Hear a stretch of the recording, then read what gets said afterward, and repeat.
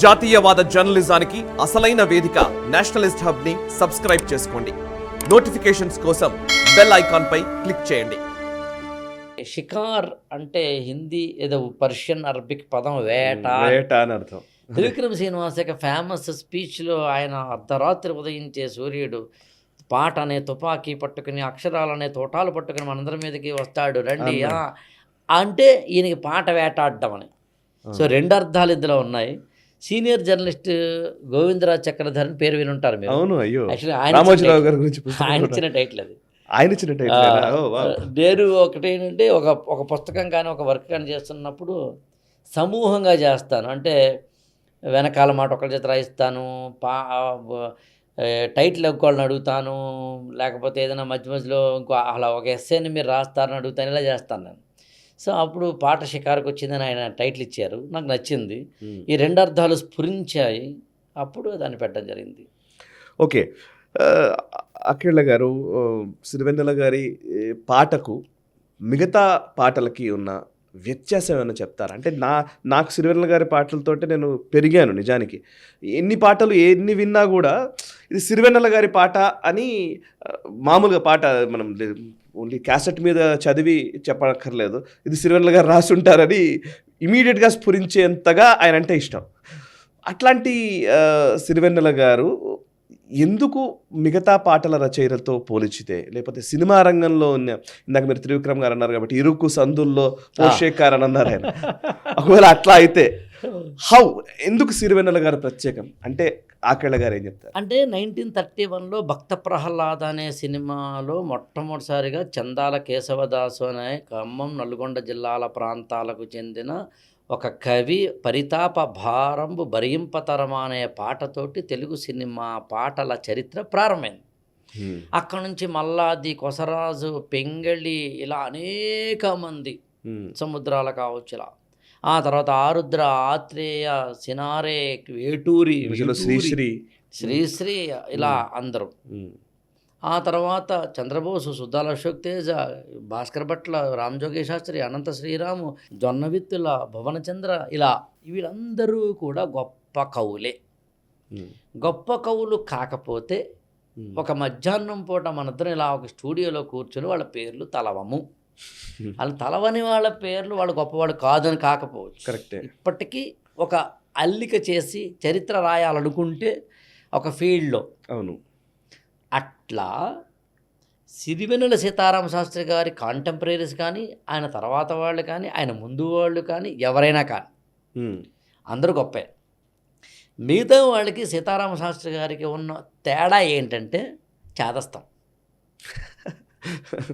చాదస్తం అనే దాన్ని ఎందుకు ఆ పదాన్ని నేను వాడానంటే, ఇప్పుడు పాట రాస్తున్నప్పుడు ఆ పాటని, సార్ ఇప్పుడు డైరెక్టర్ గారు ఇలా అడిగారు సార్, ఇంతకని ఏం రాస్తాం అనో, సార్ ఇప్పుడు ఇది సినిమా, ఆ hero, star hero, megastar sir, దాన్ని తగ్గట్టుగా అను అనుకోలేదు. ఎక్కడో ఈ కొలతలు తూనికల దగ్గర ఆగక తప్పదు, ఇంక్లూడింగ్ మనం కూడా ఏదో ఒక టైంలో ఆగక తప్పదు.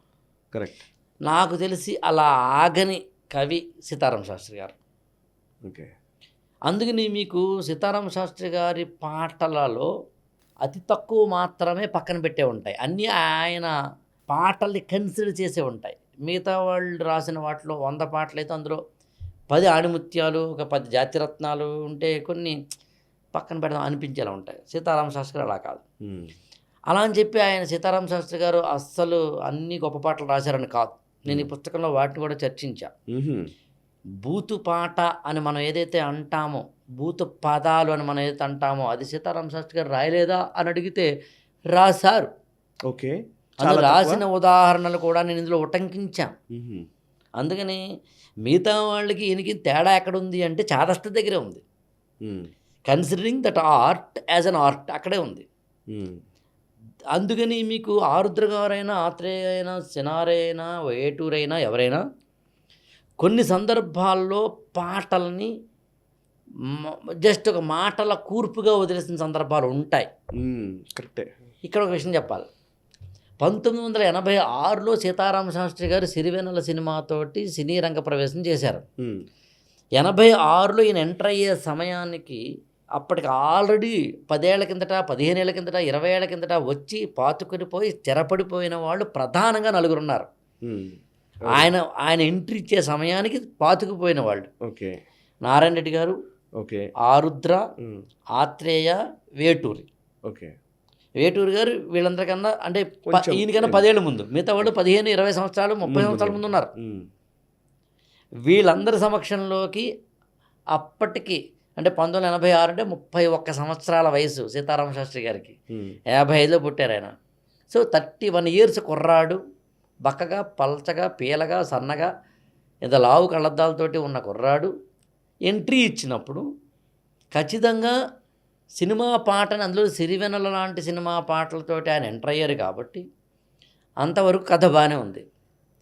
కానీ 1986 నుంచి 90లకు వచ్చేసరికి, ముఖ్యంగా 86 దాటుతున్న సమయానికి తెలుగు సినిమా పాట కమర్షియలైజేషన్ స్టార్ట్ అయింది. అప్పుడే ఈ బీట్ వచ్చింది పాటలోకి. ఎగ్జాక్ట్లీ. ఒక బీట్, అవును, ఒక స్వరంతో సంబంధం లేని, అవును, లయతో శృతితో సంబంధం లేని, ఒక సంప్రదాయ సంగీతం కాదు, ఇంకా రాకింగ్ పాటలు, కరెక్ట్, బ్రేక్ డాన్స్లు వచ్చినాయి. కరెక్ట్. అవి ఎందుకు వచ్చాయి అనే దాన్ని బహుశా నేను ఐఏఎస్ ఆస్పిరెంట్స్కి ట్రైనింగ్ ఇస్తాను కాబట్టి మాకు అలవాటు ఏమవుతుందంటే, ఏది మీరు చెప్పండి దాన్ని మేము 360 డిగ్రీల్లో చదవడం మాకు అలవాటు అయిపోతుంది. ఏదైనా చెప్పండి. అందులో భాగంగా ఒక సోషలాజికల్ గాను, ఒక కల్చరల్ గాను, ఒక ఎంటర్టైన్మెంట్ గాను, లేకపోతే ఒక ఫిలసాఫికల్ గాను, హిస్టారికల్ గాను చూసినప్పుడు తెలుగు నేల క్రమంగా కమర్షియలైజేషన్ వైపు వెళుతున్న తరుణంలో వచ్చిన కమర్షియల్ పాటల్లో ఎల్ అంటే, ఓ అంటే, వి అంటే, ఈ అంటే లవ్ లవ్ లవ్లే, కే అంటే, ఐ అంటే, ఎస్ అంటే, ఎస్ అంటే కిస్ కిస్లే, ఇది పాట అయింది తెలుగు సినిమా పాటలో. ఇలాంటి పాటలు, అటు అమలాపురం, ఇటు పెద్దాపురం, మధ్య గోదావరి, ఇది పాట అయింది తెలుగు సినిమాలో. ఇలాంటి రోజుల్లో అప్పుడే ఎంటర్ అయిన కుర్రాడు సీతారామ శాస్త్రి ఏదో ఒక పాట రాసేద్దామని అనుకోలేదు. అనుకోకపోవడానికి గొప్ప అంటలేదు నేను. ఐ రిపీట్, ఆయన గొప్ప కాదు, ఆయన బలహీనత.